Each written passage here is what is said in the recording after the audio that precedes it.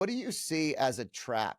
Are there any traps or challenges you see on a regular basis with people that you're coaching or working with, where it tends to be something that you see occurring as a pattern, but a pattern of failure that maybe is harder to get out of? The one area that most successful people have difficulty in are relationships.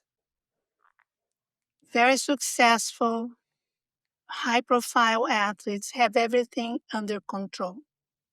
You can control your training, you control your diet, what you're going to eat every second of the day so you can get better results, have more energy. You can do meditation, visualization, you manage your emotions. So you can control and manage every single area of your life except one. The only area that we have no control over is our relationships and more like the personal relationships. So that has been the number one challenge that I've noticed with the players that I've worked with. And in any level, 9 years old, 10 years old, 12 years old, they have issues with their friends or their teachers and their coaches. So the relationships are the areas they can't control. And they are used to having control over all the other areas of their lives.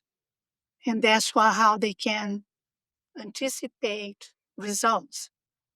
But the relationships can destroy them, can get them off track, out of focus, and especially out of balance. For people to be successful at any level, any of us, we need to have balance in all areas of our lives. And you mentioned that earlier. So uh, that is the area that's most difficult for successful, high-profile athletes. Yeah, and in the word relationship is the word relate. And I think that a lot of people that are living above that normal line where they're excelling at a high level are sometimes hard to relate to.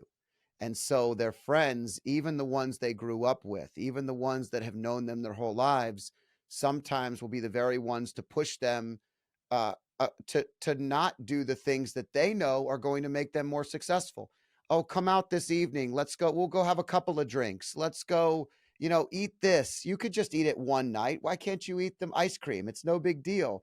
And they have these rules, and Yeah, eventually they end up either giving in and then being upset that they did, or they start resenting the fact that the people that they love that love them aren't appreciating that level. And I think that's on a friendship level. The hardest one, in which you bring up, is probably the one that high performers, whether they're athletes or just entrepreneurs, they have everything under control, you mentioned. And that is so true. And when they go home to their spouses and they expect life to kind of move in the same circle, it doesn't. And nobody does the things that those individuals have around them. There's no personal assistant or administrative role or somebody booking all the meetings, and they don't all fall into line in that controlled mechanism. And I know that's something that I've struggled with in my career, is that early on I would come home and kind of it was everything was in disarray, and where everything at the office was in alignment. And I got to the point where I could handle any chaos here, but outside it was harder because I couldn't put the control mechanisms, because I can't control other humans that are yes. a part of my network. And so my wife and I have learned over the years what makes us both more successful, and where I need to have a little bit more leeway, and where she has to check me a little bit because we're not at work. And we have this chemistry. But you're right. I feel like that's a challenge for so many people today that are high performers, because they want to control those things they know are controllable, but relationships are not. No, they cannot control the people in their lives. how do you help them with that? What are some of the things that you would guide them to do if that was a challenge for them?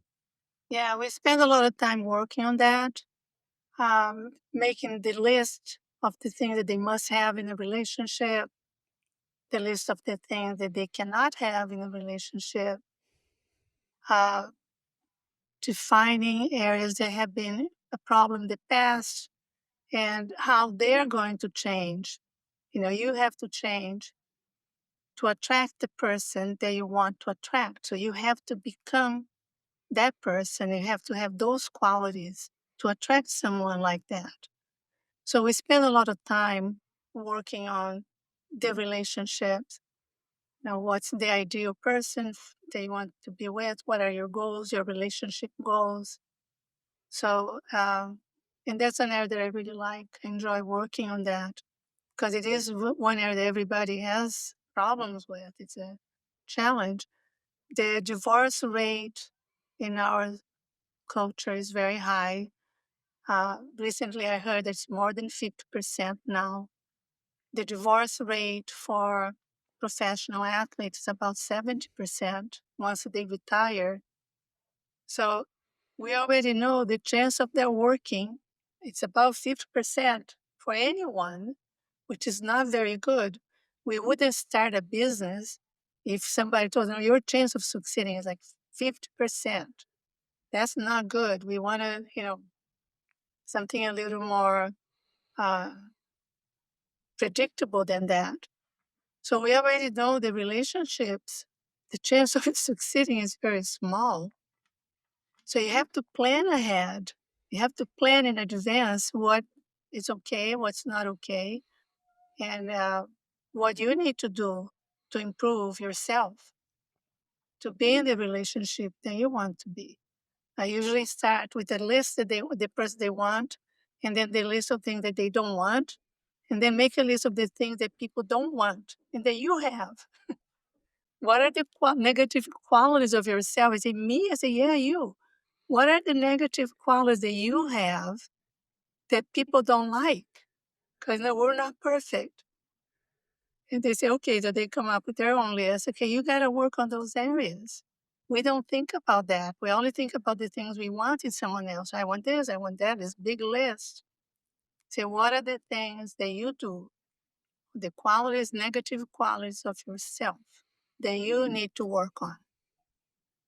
And then people need to be flexible. A lot of people have a very long list. The older they are, like late 30s, early 40s, the list is long. I want this, this, this. Well, that's like three different people. You can't find all that in one person. I want somebody that's professional, who's making money, has a business, and I also want someone that likes to go to concerts, has pink hair. Okay, those are two different people. You can't find that in one person, so people need to be realistic. I think it's so interesting. I think when I look at the 23 years I've been married and I look at the intensity that I go through most days with and the high energy that I bring to the table, my wife is so comfortable with herself and being independent that the older I get, the more I see the value of that independence.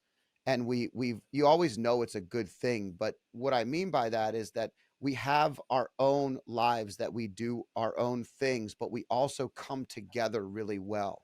And that's a nice rhythm to get into. And you don't always recognize that when you're young. You think that you should be doing all these things together and you should like all the same things. And some of the very things that we're opposite on are what actually balance us out.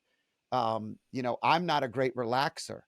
I don't sit around. I'm not good at just sitting around. It doesn't I'm an active relaxer. So what I mean by that is often when I create relaxing times, I set up a sauna session, a workout, a cold plunge. Like I have activities I do, reading a book, even setting aside the time to read. And that's a way that I get my brain to stay focused and relaxed, but also do so in a way that suits me. And my wife and I have come to like she understands, like she'll say, "Why don't you relax today?" And I'm like, "I am relaxing. I'm doing all these things." And so it's a funny thing, but we found a rhythm. I could see that being very challenging with young men. Like clips like this, I have a similar clip here. And if you want to watch the full video, click here.